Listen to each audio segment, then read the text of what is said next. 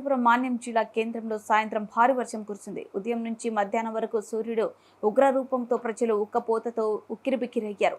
సాయంత్రం 4 గంటల తర్వాత ఒక్కసారిగా ఆకాశంలో మేఘం వృత్తమై చల్లబడి చిన్న చిరుజల్లుతో ప్రారంభమైన వర్షం 5 గంటలు దాటిన తర్వాత భారీ ఉరుములు మెరుపులతో వర్షం కురిసింది. దీంతో వాతావరణం పూర్తి స్థాయిలో చల్లబడింది. ఈ వర్షం కారణంగా పలు లోతట్టు ప్రాంతాలు జలమయమయ్యాయి. కాలువలో పూడికలు పేరుకుపోవడం వల్లే వీధిలోకి వర్షం నీరు వస్తుందని ప్రజలు ఆరోపిస్తున్నారు.